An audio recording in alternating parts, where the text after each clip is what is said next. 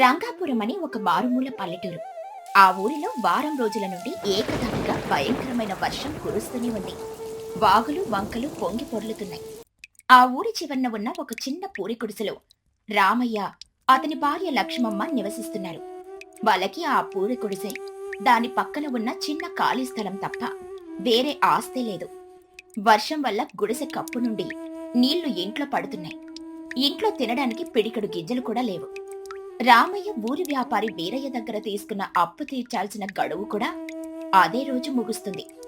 గుడిసెలో రామయ్య, లక్ష్మమ్మ మరియు వర్షానికి తలదాచుకోవడానికి వచ్చిన పొరుగింటి బామ్మ పార్వతమ్మ ఇలా మాట్లాడుకుంటూ ఉంటారు. లక్ష్మమ్మ, బయట చూస్తే వర్షం ఆగేలా లేదు. ఆకాశం చిల్లు పడిందా అన్నట్లుగా వారం రోజుల నుండి కురుస్తూనే ఉంది. ఇంట్లో చూస్తే చొక్క నీరు కూడా నిలవకుండా కప్పంతా కారుతుంది. ఇంట్లో ఉన్న 4 మట్టి కుండలు కూడా వర్షపు నీటిలో నిండిపోయాయి. పగలు రాత్రి తేడా లేకుండా ఈ చలిలో వణుకుతూనే ఉన్నాం. వారం రోజుల నుండి పనులకు వెళ్ళలేదు. నా కడుపులో ఆకలి మంటలు చెలరేగుతున్నాయి. ఈ ఆకలి బాధను ఎలాగైనా తట్టుకోగలను, కానీ మనల్ని ఆదుకునే నాదుడు ఎవరూ లేరన్నది తలుచుకుంటేనే నా గుండె బరువెక్కిపోతుంది. ఈ ఇంట్లో ఏమైనా గింజలు మిగిలాయా? ఏమైనా వండడానికి అవకాశం ఉందా? ఏమున్నాయండి, నిన్న రాత్రే ఆఖరి గంజి చుక్క కూడా తాగేశాం. ఈ వర్షం మన మీద పగబట్టినట్లుగా కురుస్తోంది. కప్పు సరి చేద్దామన్నా బయటికి వెళ్లే పరిస్థితే లేదు. వంట చేద్దామన్నా పొయ్యంతా నీటితో తడిచిపోయి కట్టెలు కూడా పనికి రాకుండా పోయాయి.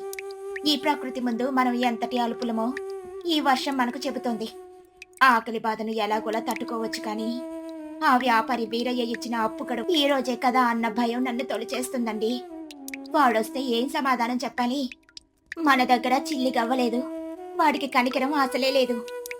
పార్వతమ్మ దగ్గుతూ, అవునమ్మా లక్ష్మమ్మ, నువ్వన్న మాట అక్షరాల నిజం. ఆ వీరయ్యకు జాలి, దయ, పాపం, పుణ్యం అనేవి ఏ కోసానా లేవు.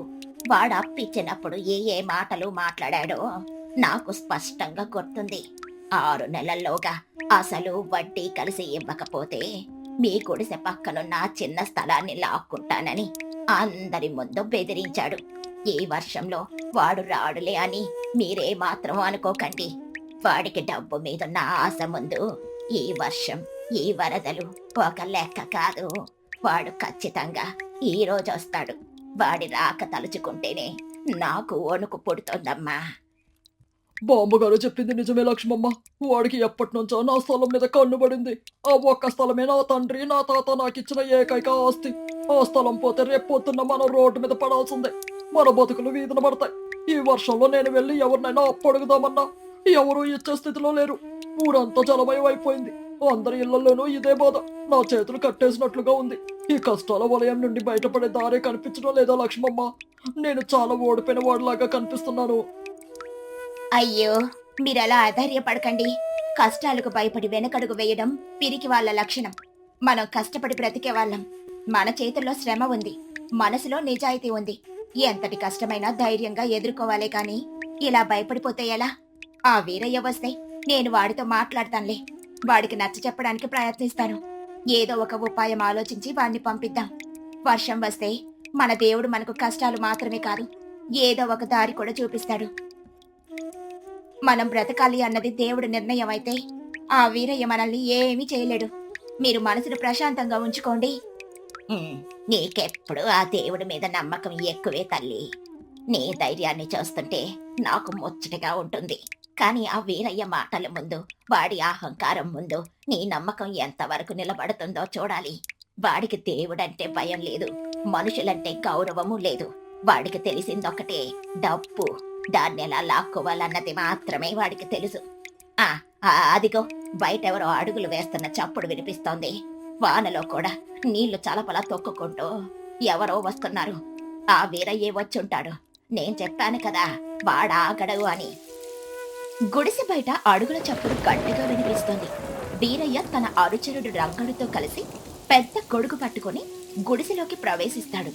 వీరయ్య ముఖంలో కోపం, ధనం పట్ల ఉన్న విపరీతమైన దురాశ స్పష్టంగా కనిపిస్తున్నాయి.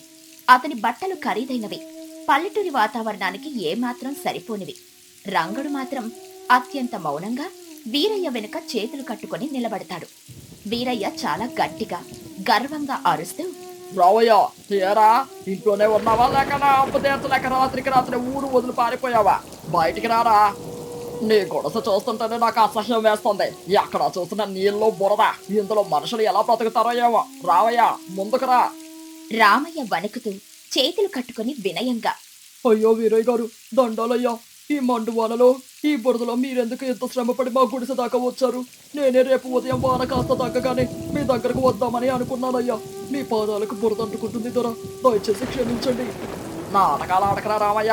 నీ తీయటి మాటలకు నేను మోసపోయే రకాది కాదు. నీ దగ్గర చెల్లి కవ్వలేదని నాకు తెలుసు. నువ్వు నా దగ్గరకు వస్తావన్న నమ్మకం నాకు లేదు. నీ గుడిసె చూస్తుంటేనే నీ దరిద్రం నాకు స్పష్టంగా అర్థమవుతుంది. నువ్వు నాకు బాకీ పడిన 1000 నాణాలు ఈ రోజు సూర్యాస్తమయం లోపు ఇవ్వాలి. 6 నెలల గడువు ఈ రోజుతో ముగిసింది. నా డబ్బు నాకు ఇస్తావా లేక ముక్కు పెట్టి వసూలు చేయడం నాకు తెలుసులే. లక్ష్మమ్మ ముందుకొచ్చి ధైర్యంగా కాని మర్యాదగా, అయ్యా వీరయ్య గారు, మీరు కాస్త శాంతించండి. మా పరిస్థితి మీకు తెలియంది కాదు. వారం రోజుల నుండి ఈ వర్షాల వల్ల పనులు లేక ఊరంతా అల్లాడిపోతుంది. మాకు కడుపుకు పట్టడన్నం కూడా లేదు. కూలి పనులకు వెళ్తేనే కానీ మా ఇల్లు గడవదని మీకు తెలుసు. మా దరిద్రం చూసి కాస్త కనికరించండి దొరా. వర్షాలు తగ్గి పనులు మొదలవగానే మీ డబ్బు మేమిచ్చేస్తాము. దయచేసి మాకు కేవలం ఒకే 1 నెల రోజులు గడువు ఇవ్వండి. మీ అప్పు అసలు వడ్డీతో సహా 1 నాణెం కూడా తక్కువ కాకుండా చెల్లిస్తాం. ఇది నా మాట.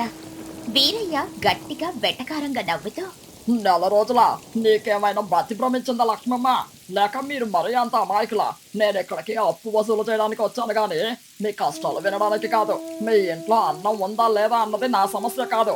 గడువు ఈ రోజుతో ముగిసింది. మీ దగ్గర డబ్బులు లేవు కాబట్టి నేను ముందుగా చెప్పిన షరతు ప్రకారం మీ గుడిసె పక్కన ఉన్న ఆ ఖాళీ స్థలాన్ని నా పేరు మీద రాసిచ్చేయండి. దానికి బదులుగా మీ అప్పును పూర్తిగా మాఫీ చేస్తాను. నేను వెళ్ళిపోతాను. అంతేగాని గడువులు పెంచడం నా వ్యాపార సూత్రాల విరుద్ధం. అయ్యో వీరయ్య గారు, అలా అనకండి అయ్యా. ఆ ఒక్క స్థలమే మా తాత ముత్తాతల నుండి నాకు వచ్చిన పవిత్రమైన ఆస్తి. నా సర్వస్వమైన వదులుకుంటాను కానీ ఆ స్థలాన్ని నేను వదులుకోలేనయ్యా. ఆ ఆస్తి పోతే నా బతుకు నిరర్థకం. నా పూర్వీకుల ఆత్మలు క్షోభిస్తాయి. దయచేసి ఆ స్థలాన్ని లాక్కోకండి అయ్యా. నేను నా చెమటోర్చైనా సరే మీ అప్పు తీరుస్తాను. రోజంతా మీ ఇంట్లో పశువుల పని చేస్తాను. కానీ ఆ స్థలం అడగకండి దొర. వీరయ్య గారు, మీరు ఊరిలో ఎంత పేరున్న పెద్ద మనుషులు.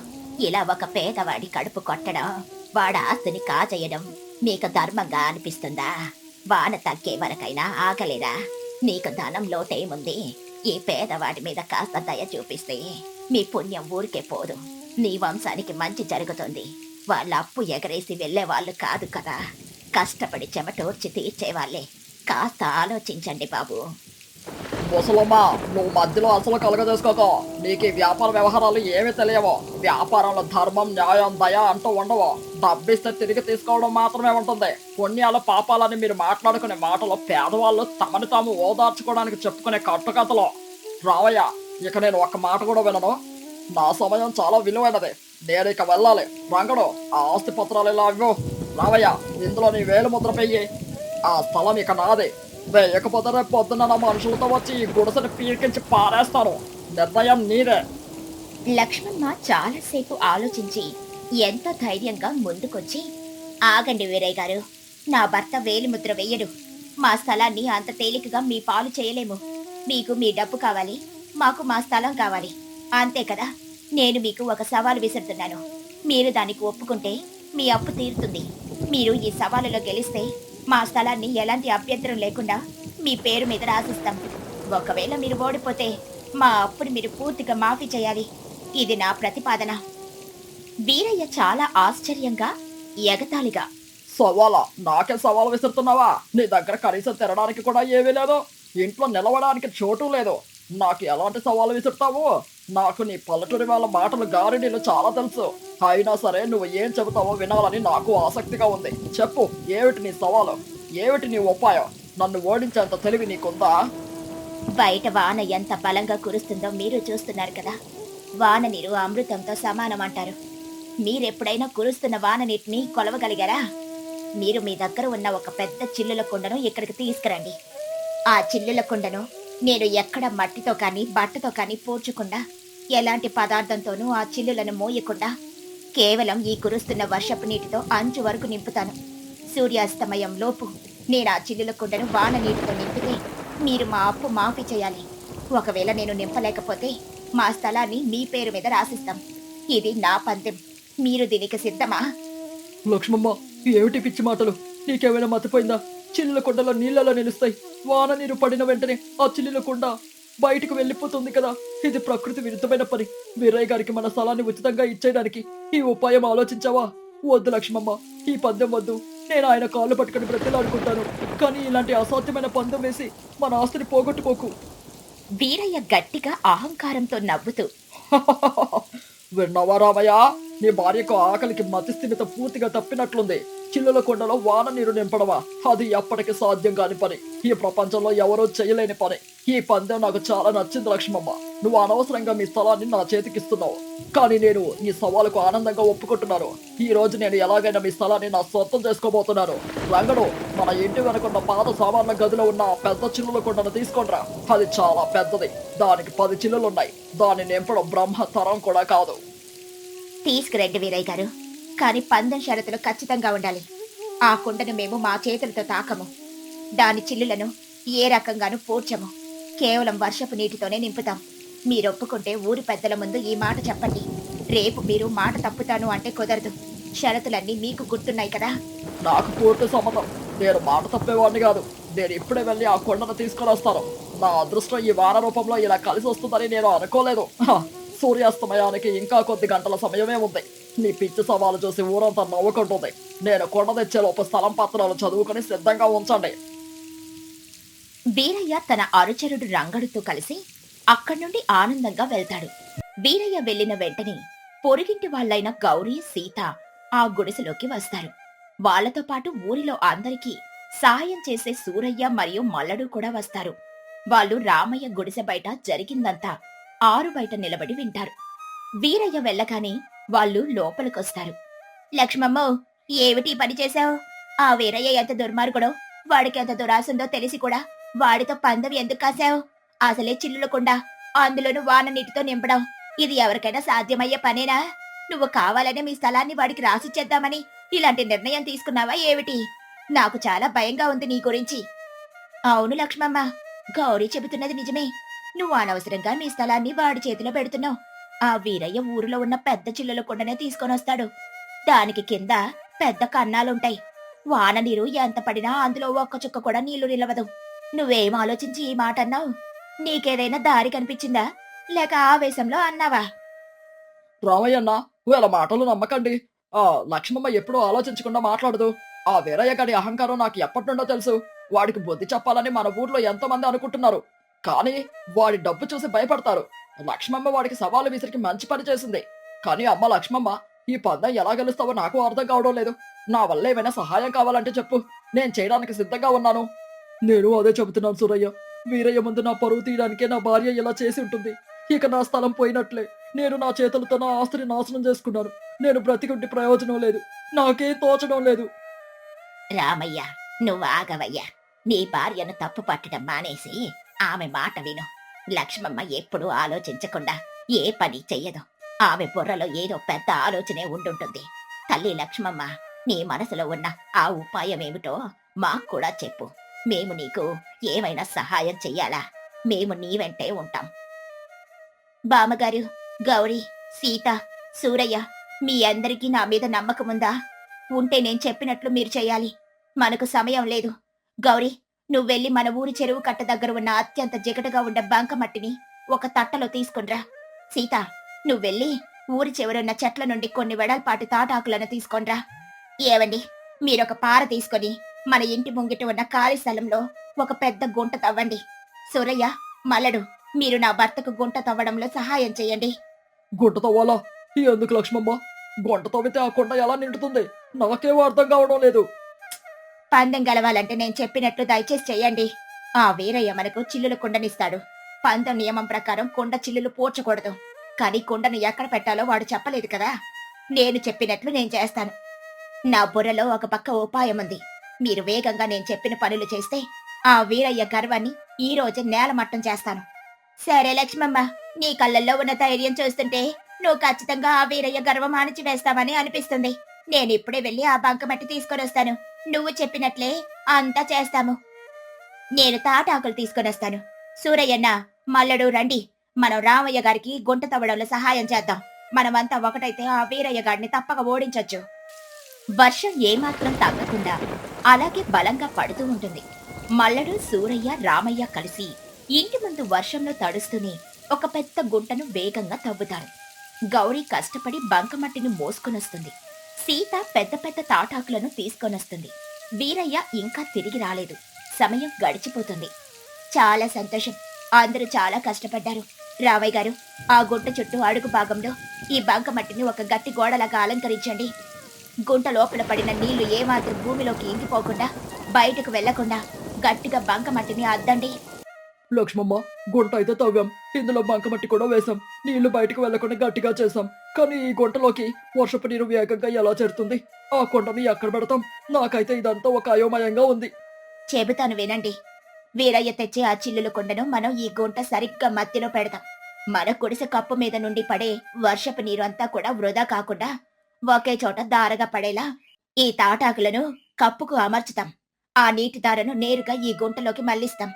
వర్షపు నీరు గుంటలోకి చేరినప్పుడు ఆ గుంట మధ్యలో ఉన్న చిల్లుల కుండలోకి నీళ్లు వెలుపలి నుండి లోపలికి చేరుతాయి. కుండ చిల్లుల ద్వారానే నీళ్లు లోపలికి ప్రవేశించి కుండ పూర్తిగా నిండుతుంది.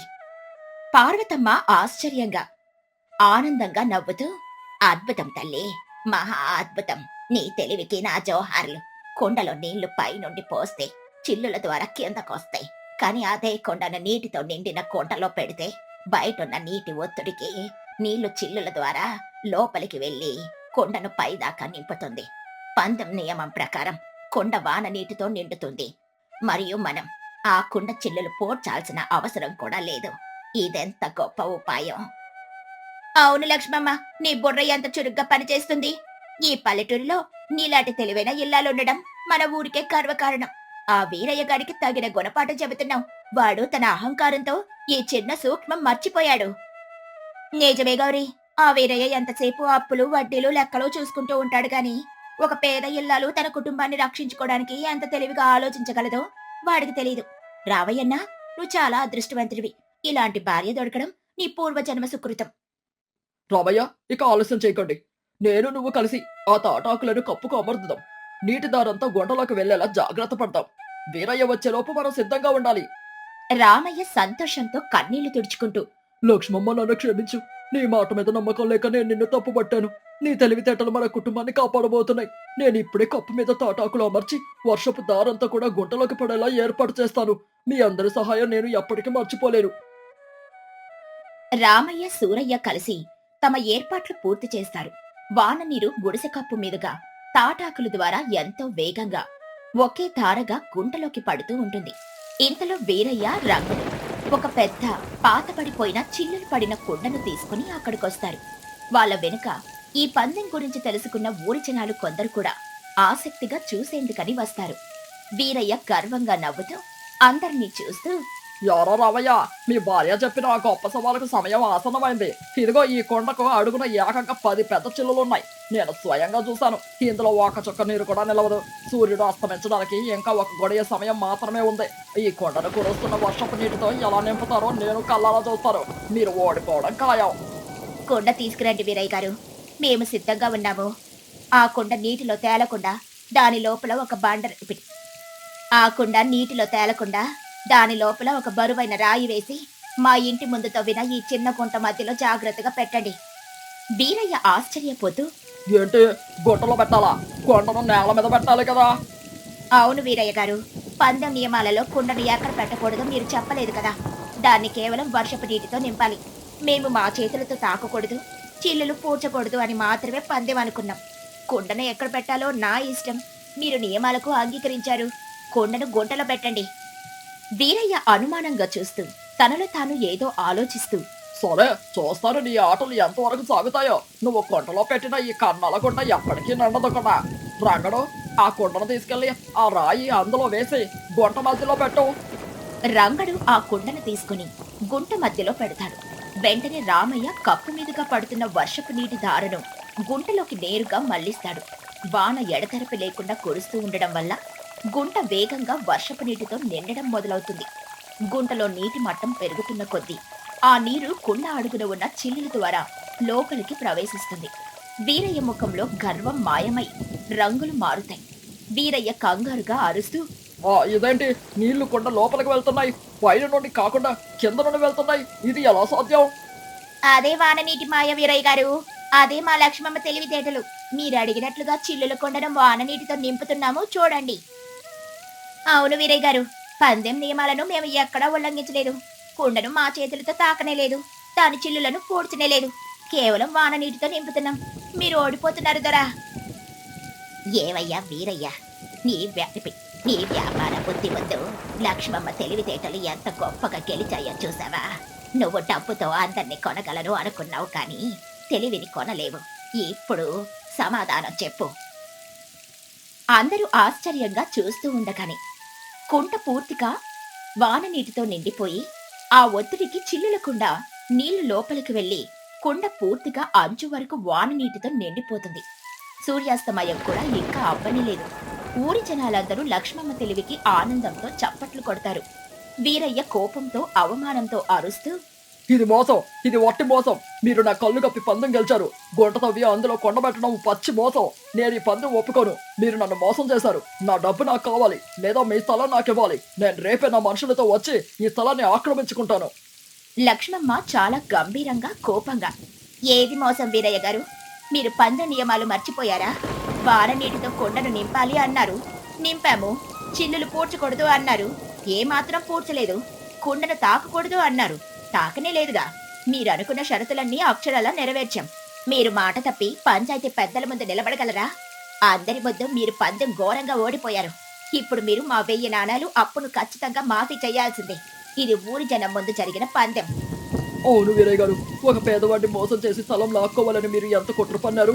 కానీ నా భార్య తన తెలివితో నీ ఆట కట్టించింది. ఇప్పుడు మీరు గౌరవంగా మీ మాట నిలబెట్టుకోండి, పరువు పోగొట్టుకోకండి. సూరయ్య ఊరి జనం తరపున ముందుకొచ్చి గట్టిగా గద్దిస్తూ, వీరయ్య గారు, మేమంతా కళ్ళరా చూసాం. లక్ష్మమ్మ గారు చాలా తెలివిగా నిజాయితీగా మీ సవాలును గెలిచారు. మీరు మీ మాట ప్రకారం వాళ్ళ అప్పును మాఫీ చేయాల్సిందే. మీరు పందెం గెలిస్తే వాళ్ళ స్థలం తీసుకునేవారు కదా.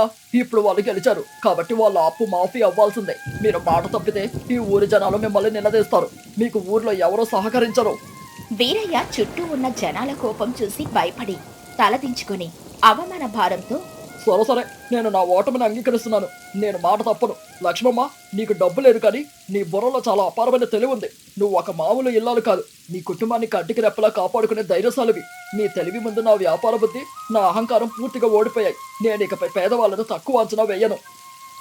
మాకు డబ్బు మీద, మీ ఆస్తుల మీద ఆశ లేదు వీరయ్య గారు. మేము కష్టపడి బ్రతికే రైతులం.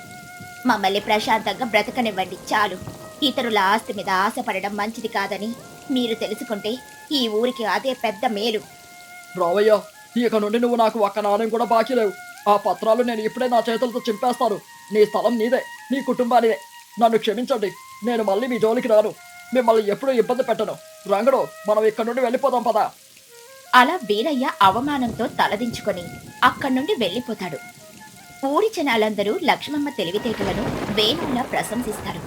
ఆమెను తమ చేతులెత్తి మొక్కుతారు. రావయ్యన్న, నీ భార్య దేవుడిచ్చిన గొప్పవరం. ఆమె తెలివి వల్ల ఈ రోజు మీరు రోడ్డును పడకుండా బ్రతికారు. ఆ వీరయ్యకు మంచి గుణపాఠం చెప్పారు. మన ఊరి ప్రజలందరికీ ఒక మంచి మార్గం చూపించారు. అవును సూరయ్య, నా భార్య లేకపోతే ఈ రోజు నేను ఏమైపోయేవాడిని. లక్ష్మమ్మ, నీకు నేను ఎప్పటికీ రుణపడి ఉంటాను. ఈ వాన మనకు కష్టాలు తెచ్చింది అనుకున్నాను, కానీ నీ అద్భుతమైన తెలివి వల్ల మనకు ఆస్తి స్వేచ్ఛను ప్రసాదించింది. నువ్వు ఈ ఇంటి మహాలక్ష్మివి. అవును లక్ష్మమ్మ, నువ్వు మా అందరికీ ఆదర్శం. ఇంత పెద్ద ఆపదొచ్చినప్పుడు భయపడకుండా నిబ్బరంగా ఉండి తెలివిగా ఎలా ఆలోచించాలో నువ్వు నేర్పావు. ఆడది తలుచుకుంటే ఏమైనా సాధించగలదని నిరూపించావు. ఇక మనం సంతోషంగా పండుగ చేసుకుందాం. ఈ రోజు మన ఇంటి నుండి మీకు బియ్యం, పప్పు తెస్తాను. అందరం కలిసి ఇక్కడే వండుకొని తిందాం. మన విజయాన్ని అందరం కలిసి పంచుకుందాం. అది మంచి మాట. చూసారా, వాన కూడా నెమ్మదిగా వెలిసే సూచనలు కనిపిస్తున్నాయి. ఆకాశంలో మబ్బులు తొలగిపోతున్నాయి. కష్టాలు శాశ్వతం కాదు తల్లి. నీ ధైర్యమే ఈ వానను కూడా ఓడించింది. సత్యం ఎప్పుడు గెలుస్తుంది.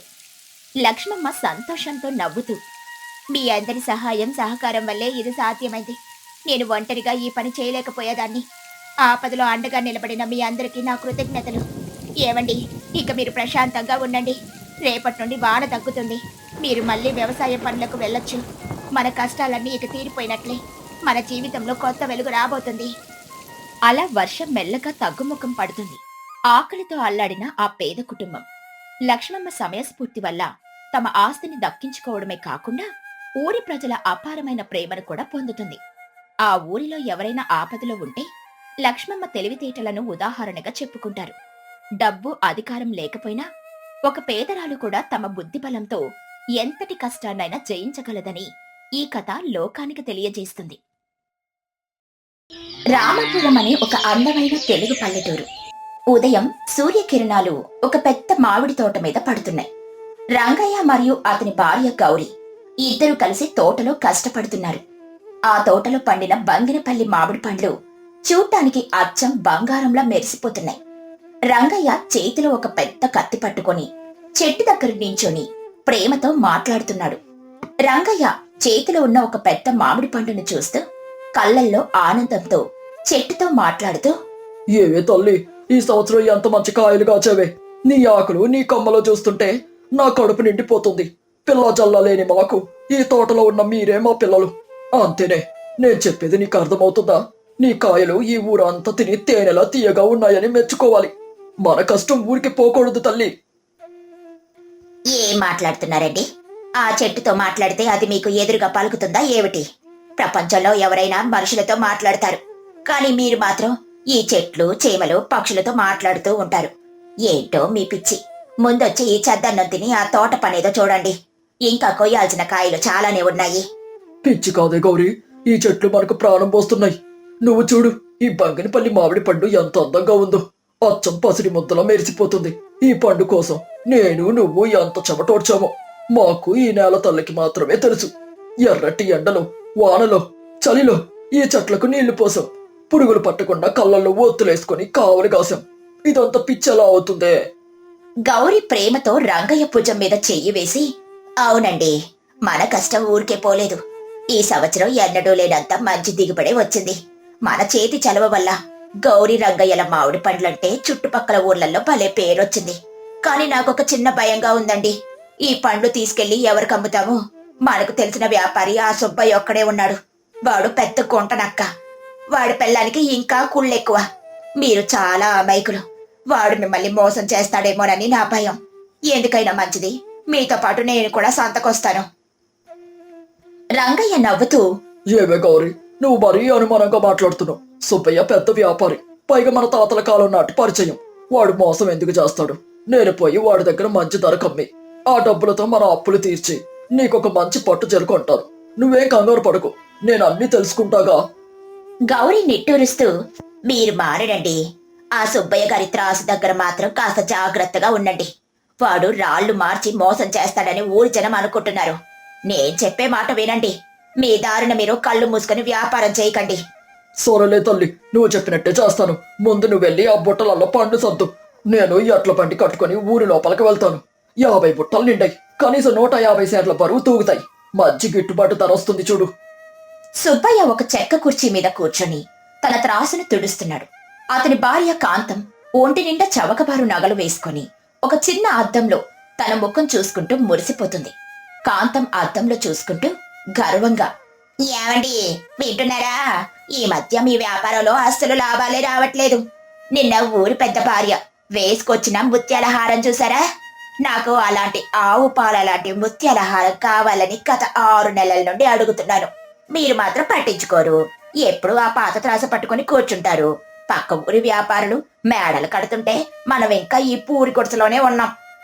సుబ్బయ్య కాంతం వైపు చూసి వెటకారంగా నవ్వుతూ, యోసే కాంతం, నువ్వు అనవసరంగా తొందరపడుతున్నావా? ఆకాశం వంక చూసి ఉమ్మి వేస్తే మన ముఖం మీద పడుతుంది. నువ్వు అడిగిన హారం కాదు, నీ మెడ నిండా బంగారు గొలుసులు తెస్తాను నీకు. ఈ రోజు నుండి మన దశ మారిపోతుంది. ఆ రంగయ్య గారి తోటలో మామిడి పండ్లు బాగా పండాయని తెలిసింది. వాడు పరమ అమాయకుడు. వాడి దగ్గర పండ్లు తక్కువ ధరకు కొనేసి పట్టణంలో ఉన్న జమీందారు గారికి 3 రెట్లు ధరకు అమ్ముతాను. మన కష్టాలు ఈ ఒక్క రోజుతో తీరిపోతాయి. కాంతం ఆశగా కళ్ళు పెద్దవి చేసి, అవుడా? కాని వాడు మీరు చెప్పిన ధరకిస్తాడంటావా? వాడి పెళ్ళం గౌరీ ఉంది చూశారు, అది చాలా తెలివైంది. అది మామూలు ఆడది కాదు, ఏకంగా ఒక అపరకాళిక. అది వస్తే మన ఆటలు సాగవండి, దాన్ని రానివ్వకండి. సుబ్బయ్య గట్టిగా నవ్వుతూ, హరో పిచ్చిదారా, అది ఈ రోజు రాలేదు. రంగయ్య ఒక్కడే బండి కట్టుకుని వస్తున్నాడు. వాడు రాగానే నేను నా అసలు రాతిని తీసి ఈ మోసపు రాతిని త్రాసులో పెడతాను. ఈ రాతి మీద 10 సేర్లని రాసి ఉంటుంది, కానీ దాని అసలు బరువు 15 సేర్లు ఉంటుంది. అంటే వాడు 15 సేర్ల పండ్లు వేస్తే గాని నా త్రాసు సమానంగా తూగదు. అప్పుడు నేను వాడికి 10 సేర్ల డబ్బులు మాత్రమే ఇస్తాను. వాడికి అనుమానం రాకుండా ఉండడానికి వాడు రాగానే నువ్వు మర్యాదగా మాట్లాడి మజ్జిగిస్తూ వాడి ధ్యాస మార్చు. అర్థమైందా నా ఉపాయం? కాంతం కుటిలంగా నవ్వుతూ, అబ్బో, మీ తెలివితేటలకు ఎవరైనా దాసోహం అవ్వాల్సిందేలే. మీరు రాళ్ళు మార్చండి, నేను వాడి బుర్ర మారుస్తాను. ఇక నా ముత్యాల హారం వచ్చేసినట్టే. నేను వెళ్లి మజ్జిగలో కాస్త ఉప్పు నిమ్మకాయ కలిపి తెస్తాను. వాడికి అది తాగుతుంటే తన బుట్టలు ఎన్ని ఖాళీ అవుతున్నాయో కూడా తెలియకూడదు. రంగయ్య ఎడ్ల బండి మీద మామిడి పండ్లు తీసుకుని సుబ్బయ్య అంగడి ముందు ఆగుతాడు. రంగయ్య ముఖంలో ఎంతో ఆశ, సంతోషం ఉన్నాయి. సుబ్బయ్య లేచి దొంగ నవ్వు నవ్వుతూ ఎదురుగా వస్తాడు. సుబ్బయ్య చేతులు కలుపుతూ, ఓ రంగయ్య బావా, రా. ఏంటి ఈ రోజు పొద్దున్నే మా అంగడికి వచ్చావు? మామిడి పండు తెచ్చావా ఏంటి? కానీ ఈ రోజు బజార్లో పండ్లు ఎక్కువైపోయి ధర పడిపోయింది బావా. ఎవరు కొనడం లేదు. నిన్నటి దాకా ఒక సేరుకి 1 వెండి నాణెం ఉండేది. ఇప్పుడు పండ్లు కొనే నాదుడే లేడు. నా దగ్గర కూడా డబ్బులు పెద్దగా లేవు. ఎవరైనా అప్పిస్తే బాగుండు. రంగయ్య కంగారు పడుతూ, అయ్యో, అలా అంటావేంటి సుబ్బయ్య గారు? నా పండ్లు చూడండి, రసాలు కారిపోయే బంగినపల్లి పండ్లు బంగారంలా ఉంటాయి. పురుగు లేదు, మచ్చ లేదు. మీరు ఎలాగైనా నాకు మంచి ధర ఇవ్వాలి. నేను అప్పులు తీర్చాలయ్యా. మీ మీద నమ్మకంతో పట్నం వెళ్లకుండా మీ దగ్గరికే వచ్చాను. ఇంతలో కాంతం లోపల నుండి చెంబుతో మజ్జిగ తెస్తూ, రండి రంగయ్య గారు, కూర్చోండి. ఎండలో వచ్చారు, ఈ చల్లటి మజ్జిగ తాగండి. పల్లెటూరి వాళ్ళంతా ఎండలో వానలో కష్టపడతారు కాబట్టి మేము ప్రశాంతంగా ఇంట్లో కూర్చొని తింటున్నాం. మీరు ముందు ఈ మజ్జిగ తాగండి, ఆలుపు తీరుతుంది. ధర సంగతి మా ఆయన చూసుకుంటాడులేండి. మా ఆయనకి మీరంటే ఎంత ఇష్టమో. రంగయ్య మజ్జిగ తీసుకుని తాగుతూ అమాయకంగా, చాలా చల్లగా ఉన్నాయి కాంతం గారు. మీ మనసు కూడా చాలా మంచిది. మా గౌరీ ఊరికే మిమ్మల్ని తప్పుగా అనుకుంటుంది. మీరు చాలా గొప్పవాళ్ళు. నేను కష్టపడి పెంచిన పండ్లువి. కాస్త న్యాయం చెయ్యండి చాలు. సుబ్బయ్య కాంతంకి కళ్ళతో సైగ చేస్తూ, సరే రంగయ్య, పండ్లు ఎంత బరువుగా ఉన్నాయో తేవు. కొలి చేసి డబ్బులు ఇస్తాను. నిన్నటి ధరకే, అంటే సేరికి 1 వెండి నాణెం చొప్పున ఇస్తానులే నీకోసం. ఏమంటావు? నేను తూకం వేయలేదు, కానీ పండ్లు ఎత్తిన బరువుని బట్టి నాకు తెలుసు అవి ఖచ్చితంగా 150 సేర్లు ఉంటాయని. 50 సుబ్బయ్య త్రాసు తెస్తూ దొంగరాతిని పెడుతూ, లెక్కెందుకుల రంగయ్య, మన దగ్గర ధర్మత్రాసు ఉంది. అది అస్సలు అబద్ధం చెప్పదు. ఇదిగో ఈ 10 సేర్ల రాతి పెడుతున్నాను చూడు. ఇందులో పండ్లు వెయ్యి, తూకం వేసి డబ్బులు ఇస్తాను. రంగయ్య తన బుట్టలలో నుండి పండ్లు త్రాసులో వేస్తాడు. 15 సేర్లు వేస్తేనే త్రాసు సమానంగా తూగుతుంది. సుబ్బయ్య మోసం తెలియక రంగయ్య ఇంకా పండ్లు వేస్తాడు. మొత్తం బుట్టలు ఖాళీ అయిపోయాక సుబ్బయ్య దొంగ ఏడుపు ఏడుస్తూ, అయ్యో రంగయ్య, నువ్వు 150 సేర్లు అనుకున్నావు, కానీ ఇక్కడ కేవలం 100 సేర్లు మాత్రమే తూగాయి బావా. చూడు, నా త్రాసు అబద్ధం చెప్పదు. పైగా నీ పండ్లు కూడా అంత పెద్దగా ఏమీ లేవు, కొంచెం చిన్నగానే ఉన్నాయి. లోపల గింజ పెద్దగా ఉండి పీచు ఎక్కువ ఉంటుందేమో. రంగయ్య నిర్ఘాంతపోయి కళ్ళల్లో నీళ్లు తిరుగుతూ, 100 సేర్లు?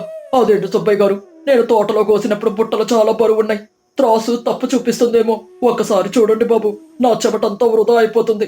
నేను అప్పులు ఎలా తీర్చాలి బాబు? దయచేసి మళ్ళీ ఒకసారి తూకం వేయండి. కాంతం కోపంగా గొంతు పెంచుతూ, ఏం మాట్లాడుతున్నావు రంగయ్య? మా త్రాసు తప్పు చూపించడం ఏమిటి? మా తాత ముత్తాతల నుండి ఈ అంగడుంది. ఒక్కరోజు కూడా మేము తప్పు కొలవనే లేదు. నీకిష్టం ఉంటే అమ్ము, లేకపోతే నీ పండు తీసుకుని వెళ్ళిపో. నిన్నిప్పుడు ఎవడు బ్రతిమలాడాడు? నా మజ్జిగ తాగి నన్నే అంటావా? రంగయ్య భయపడి ఏడుస్తూ చేతులు జోడించి, అయ్యో తల్లి, నేను అంత మాట అనలేదు. నాకు డబ్బులు చాలా అవసరం. నా భార్యకు చీర కొనాలి. 100 సేర్లు అయితే 100 సేర్ల డబ్బులే ఇవ్వండి. మీ ఇష్టం తల్లి, నాకు వేరే దారి లేదు. సుబ్బయ్య జోబులో నుండి డబ్బులు తీస్తూ, సేరుకు 1 వెండి నాణం చొప్పున ఇదిగో నీకు 100 వెండి నాణాలు. పండగ చేసుకో. ఇంకోసారి పండ్లు పండితే నా దగ్గరికే తేవు. ఎక్కడికి వెళ్ళకో. ఇదిగో ఈ సంచిలో వేసిస్తున్నాను, జాగ్రత్తగా తీసుకెళ్ళు. రంగయ్య చాలా బాధగా తెల్లపోయిన ముఖంతో డబ్బులు తీసుకుని ఎడ్ల పండెక్కి ఇంటికి వెళ్తాడు. సుబ్బయ్య, కాంతం ఒకరికొకరు చూసుకుని గట్టిగా నవ్వుకుంటూ పండ్ల బుట్టలు లోపలికి తీసుకెళ్తారు. రంగయ్య ఇంటికొస్తాడు. తలదించుకుని అరుగు మీద కూర్చుంటాడు. గౌరీ లోపల నుండొచ్చి అతని ముఖం చూసి ఏం జరిగిందో అనుమానిస్తుంది. ఆమె స్నేహితురాలు మళ్ళీ కూడా అప్పుడే అక్కడికొస్తుంది. రంగయ్య ముఖంలో నెత్తురు చుక్కలేదు. గౌరీ కంగారుగా రంగయ్య దగ్గరకొచ్చి, ఏమండి, ఎందుకలా ఏడుస్తున్న ముఖం వేసుకుని కూర్చున్నారు? పండ్లు ఎవరు కొనలేదా? సుబ్బయ్య గారు ధర తగ్గించాడా? ఏమైందో చెప్పండి, నా ప్రాణాలు తీయకండి. రంగయ్య కళ్ళు తుడుచుకుంటూ సంచి తీసి ఇస్తూ, పండు కొన్నాడే గౌరీ, కానీ మనం 150 షేర్లు తీసుకెళ్తే వాడి త్రాసులో మాత్రం 100 షేర్లే చూపించింది. నేనెంత చెప్పినా వినలేదు. ఇక్కడ కేవలం 100 వెండి నాణాలు మాత్రమే ఉన్నాయి. నా కష్టమంతా మట్టి పాలైపోయింది తల్లి. నేను అప్పెలా తీర్చాలి, నిన్నెలా పోషించాలి? ఆ కాంతం కూడా నన్ను చాలా మాటలంది. మళ్ళీ కోపంగా చేతులుపుతూ, ఏంటి రంగయ్య బావా నువ్వనేది? నీ మామిడి పళ్ళు ఎంత బరువు ఉంటాయో నాకు తెలీదా? నిన్న నేనే కదా బుట్టలు నెత్తికెత్తాను. అవి ఖచ్చితంగా 150 షేర్లు పైనే ఉంటాయి. ఆ సుబ్బయ్య గాడు రాత్రి మార్చి నిన్ను నిలువు దోపిడీ చేశాడనుకుంటా. వాడు అంగడికి వెళ్ళి నేను రచ్చ చేస్తాను చూడు. ఆగు మళ్ళీ, కోపంతో వెళ్తే మన దగ్గర ఆధారమేముంది? వాడు తన మనుషులతో మనల్ని కొట్టించి బయటికి గెంటేస్తాడు. ఆ కాంత నోరు ఇంకా పెద్దది. ఊర్లో ఎవరు మన మాట నమ్మరు. మనం వాడి బుర్రను వాడి వలల్లోనే బంధించి కొట్టాలి. కాని ఇది ఎలా రుజువు చేయాలో నాకు అర్థం కావట్లేదు. మనం ముందుగా ఈ ఊర్లో పెద్దదైన రత్తమ్మవ్వ దగ్గరికి వెళ్దాం. ఆమెకన్నీ తెలుసు. ఆమె సలహా తీసుకుందాం. వద్దే గౌరీ, ఇప్పుడు ఎందుకు గొడవలు? పోయిందేదో పోయింది. వాడు పెద్ద వ్యాపారి, వాడితో పెట్టుకుంటే మనకే నష్టం. నేను ఇంకా కొన్ని రోజులు పక్క ఊర్లో కూలి పనికెళ్ళి ఆ మిగిలిన అప్పు తీరుస్తానులే. నువ్వు కామ్గా ఉండు. గౌరీ గట్టిగా మందలిస్తూ, మీరు నోరు మూసుకోండి. ఎప్పుడు భయపడుతూ బ్రతికితే వాళ్ళు మనల్ని ఇంకా తొక్కేస్తారు. నా తెలివేంటో ఆ సుబ్బయ్య గారికి ఈ రోజు తెలియాలి. వాడు నా మొగుడిని మోసం చేసి ప్రశాంతంగా నిద్రపోలేడు. మళ్ళీ నువ్వు నాతో రావే. గౌరీ మళ్ళీ కలిసి ఊరి చివరున్న రత్తమ్మవ్వ ఇంటికి వెళ్తారు. రత్తమ్మ ఒక తాటాకు బుట్ట అల్లుతూ కూర్చునుంటుంది. ఆమెకు వయసైపోయినా కళ్ళల్లో చురుకుతనం ఇంకా ఏమాత్రం తగ్గలేదు. గౌరీ వెళ్లి అవ్వ కాళ్లకు దండం పెడుతుంది. అవ్వ వారిని కూర్చోబెడుతుంది. రత్తమ్మ నవ్వుతూ పళ్ళు లేని నోటితో, ఏమే గౌరీ, ఏంటి రోజు అసమాంతంగా వచ్చావు? నీ మొగుడు మామిడి పండ్లు అమ్ముతున్నాడని ఊరంతా తెలిసింది. వ్యాపారం బాగానే సాగినట్లు లేదే. నీ ముఖం చూస్తుంటే. ఏమైంది తల్లి? ఎవరైనా మీ కడుపు కొట్టారా ఏమిటి? గౌరీ బాధతో మరియు కోపంతో, ఏం చెప్పమంటావబ్బా? ఆ సుబ్బయ్య గడు మా ఆయనని నిలువు దోపిడీ చేశాడు. 150 షేర్ల పండు తీసుకెళ్తే 100 షేర్లే ఉన్నాయని చెప్పి మోసపురాతితో తూకం వేశాడు. ఆ కాంతం అది ఇది మాట్లాడి మా ఆయన బుర్ర తినేసింది. వాడిని ఎదిరించలేక మా ఆయన కన్నీళ్లతో ఇంటికొచ్చాడు. ఈ మోసం బయట పెట్టాలనుంది కాని ఎలాగో తెలియట్లేదు. నువ్వే మేమేం చెయ్యాలో దారి చూపించాలవ్వా. నీకు ఆ అంగడి గుట్టంతా కూడా తెలుసు కదా. మాకు న్యాయం జరగాలి. రత్తమ్మ గట్టిగా నవ్వుతూ, ఒరే సుబ్బయ్య, నీ తాత ముత్తాతల నుండి ఈ మోసాలు చూస్తూనే ఉన్నాన్రా. అప్పట్లో మీ తాత బియ్యంలో రాళ్లు కలిపేవాడు. నీ బాబు పాలల్లో నీళ్లు కలిపేవాడు. నువ్వు ఏకంగా త్రాసుకే బొక్క పెట్టావా? మీ వంశపు బుద్ధి ఎక్కడికి పోతుంది తల్లి? ఆ కాంతం దానికి కుళ్ళంతా ఎంత కాదు. ఇదంతా నాకు ముందే తెలుసు తల్లి. కాని నీకొక విషయం తెలుసా గౌరీ? వాడి దగ్గరున్న 10 షేర్ల రాతి అసలు బరువు 15 షేర్లుంటుంది. అందుకే మీలాంటి అమాయకపు రైతులకు అంత నష్టం. దాన్ని బయట పెట్టాలంటే వాడిని వాడి ఆయుధంతోనే కొట్టాలి. మళ్ళీ ఉత్సాహంగా, ఎలా కొట్టాలవా చెప్పు. ఓసి పిచ్చి మళ్ళీ, అలా బలవంతంగా కాదు, మనం బుర్ర వాడాలి. ఆ గౌరీ, రేపు ఉదయం మీ తోటలో మిగిలిన ఇంకో 75 షేర్లు మంచి పంగిన పైన పండ్లు తీసుకుని నువ్వు మళ్ళీ మీ ఆయన అందరూ కలిసి అంగడికెళ్ళండి. పండ్లు కొలిచేటప్పుడు నేను చెప్పిన విధంగా చెయ్యండి. రత్తమ్మ గౌరీ చెవిలో ఏదో ఒక అద్భుతమైన ఉపాయం చెబుతుంది. నా ఉపాయం అర్థమైందా? ఇంకా సుబ్బయ్య గాడికి పిచ్చి పట్టినట్లు చేద్దాం. నేను కూడా అంగడి దగ్గరికి వస్తాను. నా కళ్ళతో ఆ వేడుక చూడాలి. గౌరీ ముఖంలో ఆత్మవిశ్వాసంతో గట్టిగా నవ్వుతూ, శబాషబా, ఇది కదా అసలైన తెలివంటే. ఈ రోజు సుబ్బయ్య గాడి గుట్టు రట్టు చేసి మా డబ్బంతా కక్కిస్తాను చూడు. నీ రుణం ఎప్పటికీ తీర్చుకోలేనవ్వా. ఇక తర్వాత రోజు ఉదయం సుబ్బయ్య కాంతం అంగడిలో కూర్చొని నిన్నటి మోసం గురించి సంతోషంగా మాట్లాడుకుంటున్నారు. అప్పుడే రంగయ్య ఎడ్ల బండి మీద మామిడి పళ్ళు తీసుకుని వస్తాడు. వెనకాల గౌరీ మళ్ళీ నడుచుకుంటూ వస్తారు. ఊరి జనం కూడా అంగడి దగ్గర అక్కడక్కడ నిల్చొనుంటారు. వాతావరణం అంతా ఆసక్తికరంగా మారుతుంది. సుబ్బయ్య గౌరీని చూసి కొంచెం భయపడి, కాని తన తప్పును కప్పిపుచ్చుకుంటూ, ఏట గౌరీ తల్లే, నువ్వు కూడా వచ్చావు? రంగయ్య, మాది చాలా మంచి మనసు. నేను నమ్మింది సరిపోలేదా? ఇంకా తెచ్చారా? నా దగ్గర అంత డబ్బు లేదు తల్లి. ఏం లేదు సుబ్బయ్య గారు, మా ఆయన చాలా తెలివైనవాడు. మీరు మా పండ్లు మంచి ధరకు కొన్నారని చెప్పాళ్లే. మీరంటే మాకు దేవుడితో సమానం. తోటలో ఇంకో 75 షేర్లు మంచి పెద్ద మామిడి పండ్లు మిగిలిపోయాయి. అవన్నీ మీకే ఇస్తే మీరు పట్నంలో అమ్ముకుంటారు కదా అని తెచ్చానులే. ఈ రోజు నేనే దగ్గరుండి మీకు తూకం వేసిస్తాను. కాంతం గౌరీని చూసి ఎగతాళి చేస్తూ గర్వంగా, అమ్మో నువ్విస్తావా? సరేలే ఇవ్వు, కానీ నిన్నిచ్చిన ధరకే ఇస్తాం. మరి పండ్లు ఎట్లాగో చిన్నవై ఉంటాయి, మళ్ళీ ధర పెంచమని అడగొద్దు. నీ నోరు పెద్దదని నాకు తెలుసు. మళ్ళీ గట్టిగా ముందుకొచ్చి, ఏవే కాంతం, మా పండ్లు పండు వెన్నెల్లా ఉంటాయి. కావాలంటే కోసి తిని చూడు, నీ బుర్ర కూడా తీయగా మారుతుంది. ధర గురించి మాట్లాడే ముందు త్రాసు తీసుకొచ్చి పండ్లు కొలవండి, ఆ తర్వాత మాట్లాడుకుందాం. సుబ్బయ్య లోపల నుండి మళ్ళీ ఆ దొంగ 10 సేర్ల రాతిని తీసుకొనొస్తూ, సరే గొడవ ఎందుకు? ఇదిగో నా 10 సేర్ల రాతి పెడుతున్నాను, పండ్లు వేయండి. నా ధర్మత్రాసు ఎప్పటికీ అబద్ధం చెప్పదు. రంగయ్య బుట్టలలో నుండి పండ్లు వేస్తాడు.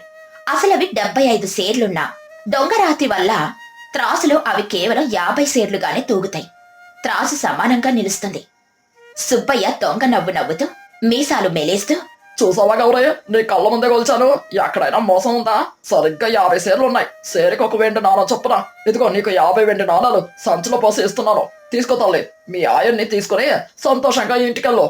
గౌరీ సంచి తీసుకుని చిన్న నవ్వు నవ్వుతూ గొంతు పెంచుతూ, చాలా సంతోషం సుబ్బయ్య గారు, మీ తూకం మీద నాకు చాలా నమ్మకం. కానీ నాకు ఒక్కటే భయం, ఈ సంచిలో 50 నాణాలున్నాయో లేదో నాకు లెక్క పెట్టడం రాదు. నాకు చదువు రాదు. నా స్నేహితురాలు మళ్ళీ కూడా లెక్క పెట్టలేదు. అందులో మీరు పొరపాటున తక్కువ వేశారేమోనని నా సందేహం. కాంతం కోపంగా అరుస్తూ, మమ్మల్ని దొంగలనుకుంటున్నావా ఏమిటి? సంచిలో ఖచ్చితంగా 50 నాణాలున్నాయి. కావాలంటే ఊరి వాళ్ళని అడుగు. నీకు లెక్క రాకపోతే ఎవరి చేతనైనా లెక్క పెట్టించుకో. మా మీద నెపాలు వేయకు. గౌరీ గట్టిగా అందరూ వినేలా, ఊరి వాళ్ళను ఎందుకు అడుగుతా కాంతం గారు? మా దగ్గర మీలాంటి తెలివైన నిజాయితీ గల వ్యాపారి ఉన్నప్పుడు నేను ఇతరుల సహాయం ఎందుకు తీసుకుంటాను? సుబ్బయ్య గారు, మా రత్తమ్మవ్వ నాకొక మాట చెప్పింది. 50 వెండి నాణేల బరువు ఖచ్చితంగా 5 సేళ్ల రాతికి సమానమంట కదా? సుబ్బయ్య కొంచెం తడబడుతూ నుదుటి మీద చెమటను తుడుచుకుంటూ, అవును, 50 నాణాలు సరిగ్గా 5 సేర్లు బరువు ఉంటాయి. అది అందరికీ తెలిసిందే కదా, దానికిప్పుడు ఏమంటావు? నీ నాణేలు 5 సేర్లు బరువు ఉంటాయి. గౌరీ త్రాసు వైపు చూపిస్తూ చిరునవ్వుతో, ఏం లేదులే, నాకు లెక్క రాదు కాబట్టి తూకం ద్వారా తెలుసుకుంటాను. ఆ త్రాసులో ఒకవైపు మీ 5 సేళ్ల రాతిని వెయ్యండి, ఇదిగో ఇంకోవైపు ఈ 50 నాణేల సంచిని వెయ్యండి. 2 సమానంగా తూగితే అప్పుడు ఈ సంచిలో ఖచ్చితంగా 50 నాణేలున్నట్టు నాకు నమ్మకం వస్తుంది. నేను డబ్బులు తీసుకుని వెళ్లిపోతాను. నాకు సంతోషం, మీకు సంతోషం. ఊరి జనమంతా ఆసక్తిగా ఏమవుతుందా అని చూస్తూ ఉంటారు. రత్తమ్మవ్వ కూడా కర్ర పట్టుకుని మెల్లగా అంగడి ముందుకొస్తుంది. సుబ్బయ్య ముఖంలో చెమటలు పడుతున్నాయి, చేతులు వణుకుతున్నాయి. అతని 5 సేళ్ల రాతి అసలు బరువు 7.5 సేర్లు.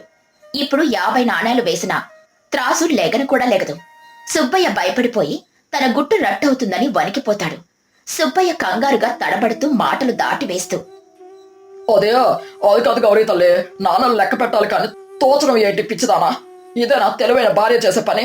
నువ్వు మరీ తెలివి తక్కువ వాడు అవుతున్నావు. నాణాలు త్రాసులో వేసి తోచడం ఇది వ్యాపార ధర్మం కాదు, మన పద్ధతి కూడా కాదు. ఊరుక గౌరీ. మళ్ళీ గట్టిగా అరుస్తూ ముందుకు దూకుతూ, ఏంట్రా వ్యాపార ధర్మం? నీ త్రాసు రాతి సక్రమమే కదా, నీ సంచిలోని డబ్బులు సక్రమమే కదా, మరి త్రాసులో వేయడానికి వణుకెందుకు వస్తుందిరా? వెయ్, ఊరి జనమంతా చూస్తున్నారుగా, వెయ్. సత్యం నిలబడాలంటే నువ్వు వేయాల్సిందే.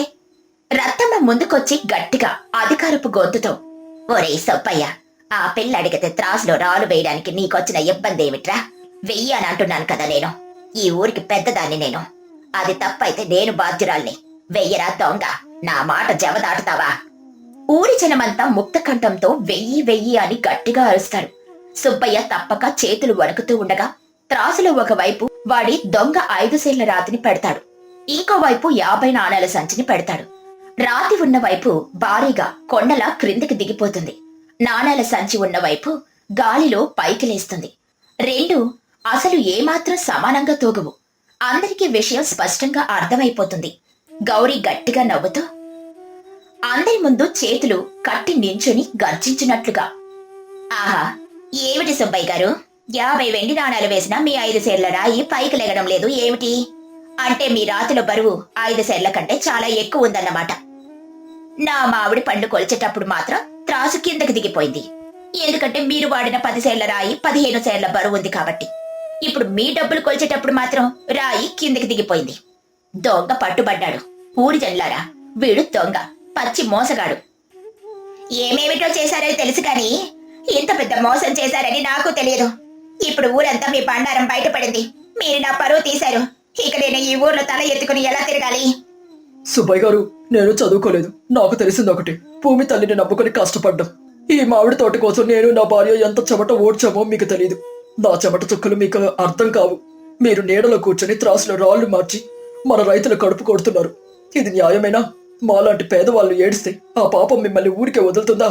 దేవుడు మిమ్మల్ని క్షమిస్తాడా? నేను అమాయకుడిని కాబట్టి నిన్న మోసపోయాను.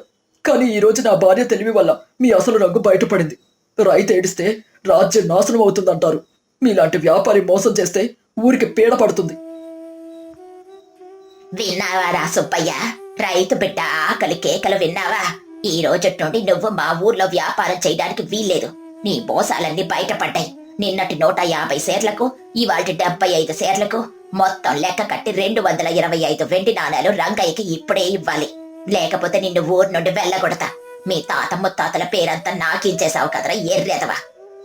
సుబ్బయ్య భయపడి వణుకుతూ రంగయ్య కాళ్ళ మీద పడి ఏడుస్తూ, నన్ను క్షమించండి రంగయ్య బాబా, కకృతి పడి తప్పు చేశారు. నా బెల్లం నగల గోల వల్ల ఆశకపోయాను. పాపానికి ఓడిగట్టాను. ఇదిగో మీ 225 వెండి నాణాలు. లోపలికెళ్లి సంచి నిండా డబ్బులు తెచ్చి ఇస్తాడు. ఇంకెప్పుడు ఎవరిని మోసం చేయను. నా త్రాసురాళ్ళు కూడా అన్ని కొత్తవి తెచ్చుకుంటారు. నన్ను ఊరు నుండి వెళ్ళగొట్టకండి తల్లి. నాకు ఇంకో బతుకు తెరువు లేదు. గౌరీ డబ్బులు తీసుకుని రంగయ్య చేతికిస్తూ గంభీరంగా, అడవుల్లో కష్టపడేవాడికి ఆకలి విలువ తెలుస్తుంది. కాని మీలాంటి వ్యాపారులకు డబ్బుల విలువ తప్ప మనుషుల విలువ తెలియదు. ఈ రోజు నేను ఈ పంతం పట్టింది కేవలం మా డబ్బుల కోసం కాదు, మీ మోసం బయటపడ్డానికి. ఇప్పటికైనా కళ్ళు తెరవండి. ఎప్పటికీ ఎవరిని మోసం చేయడానికి మీరు భయపడాలి. మళ్ళీ సంతోషంగా నవ్వుతూ, అద్భుతం గౌరీ, నీ తెలివికి జోహార్లు తల్లి. తెలివైన భార్య ఉంటే ఆ మొగుడికి ఎప్పటికైనా భయమే లేదు. ఈ ఊర్లో ఇక ముందు రైతులను ఏ వ్యాపారి మోసం చేయలేడు. అవును మళ్ళీ, నా భార్య అపర సరస్వతి మహా తెలివైన భార్య. మా మామిడి పండ్ల వ్యాపారం ఇంకెప్పటికీ మోసపోదు. పద గౌరీ, మనం ఇంటికి వెళ్దాం. ఊరి జనమంతా గౌరీ తెలివితేటలకు సంతోషంగా చప్పట్లు కొడతారు. కాంతం మరియు సుబ్బయ్య అవమానంతో తల వంచుకుంటారు. రంగయ్య, గౌరీ, మల్లి మరియు రత్తమ్మవ్వ అందరూ కలిసి నవ్వుకుంటూ మామిడి తోట వైపు నడుచుకుంటూ వెళ్తారు. కష్టపడి పనిచేసే రైతుల కడుపు కొట్టాలని చూస్తే ఎప్పటికైనా న్యాయమే గెలుస్తుంది. మోసపూరిత వ్యాపారులకు తెలివైన వాళ్లు తగిలితే గుట్టంతా రట్టవుతుంది అన్నదే ఈ కథలోని అసలు నీతి.